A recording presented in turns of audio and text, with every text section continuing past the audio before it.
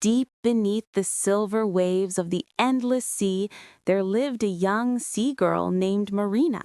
She was not like the others.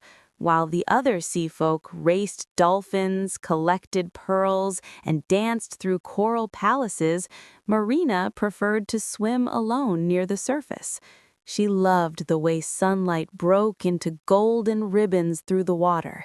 She loved the distant sound of human laughter drifting down from boats above.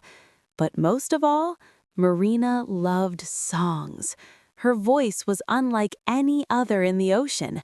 When she sang, even the restless tides grew calm. Fish gathered, whales slowed their journey to listen.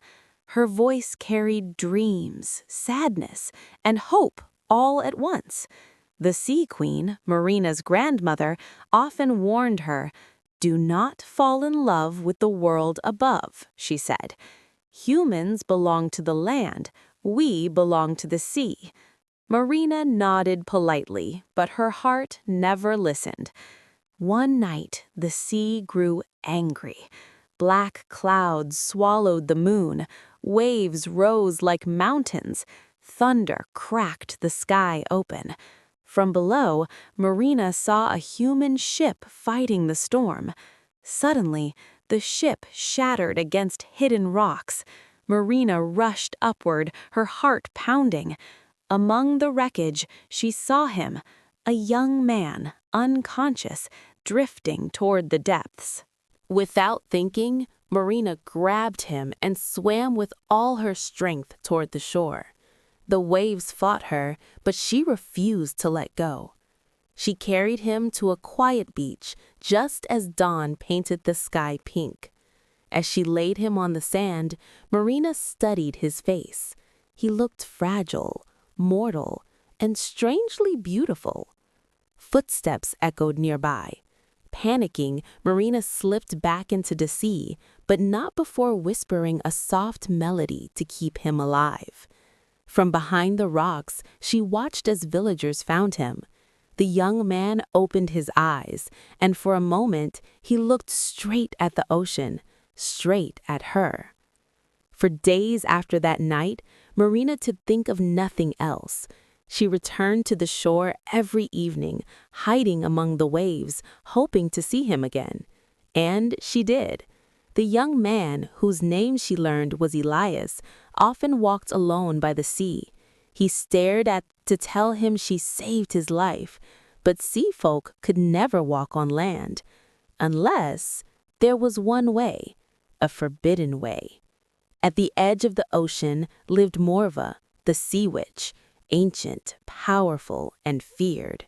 Marina swam to her cave, her voice trembling. "I want to become human," Marina said. Morva smiled slowly.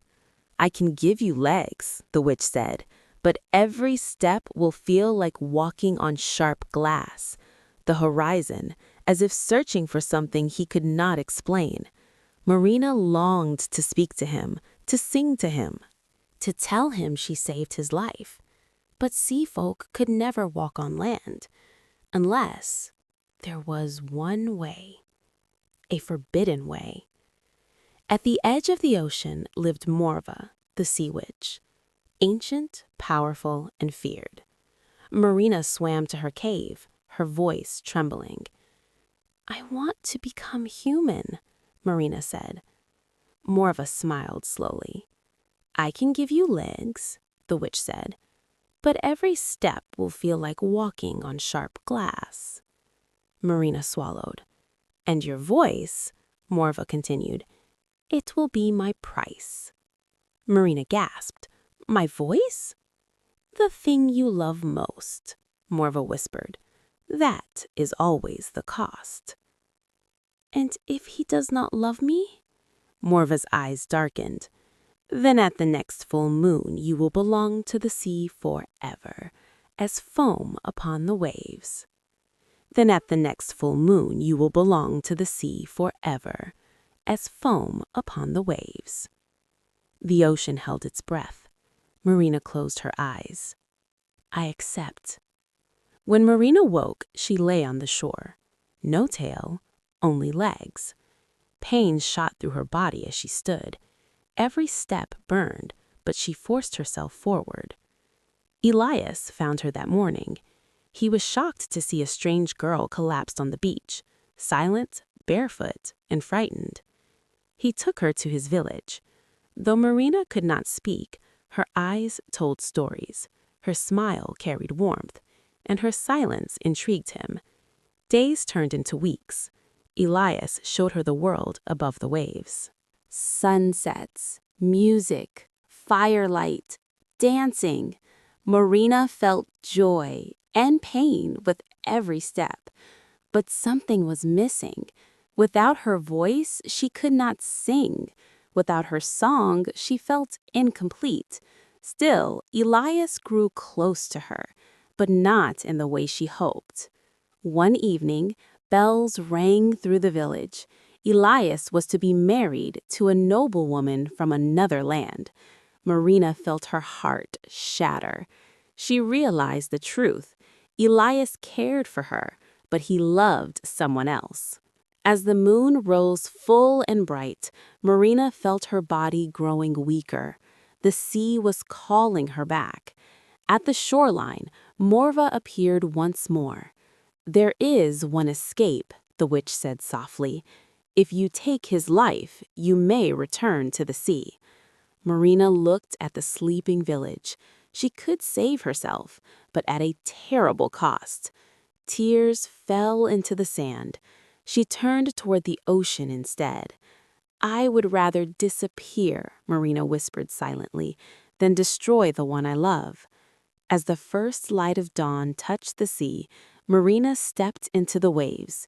Her body dissolved into shimmering foam, but the sea did not forget her. Because Marina chose love over life, something magical happened. Her spirit rose, not as foam, but as wind and music. Her song returned, stronger than ever. Now, sailors say that when the sea is calm and the moon is high, a melody drifts across the water, a song of sacrifice, of love without reward, of a sea girl who traded everything and became eternal. Some love stories don't end with forever together.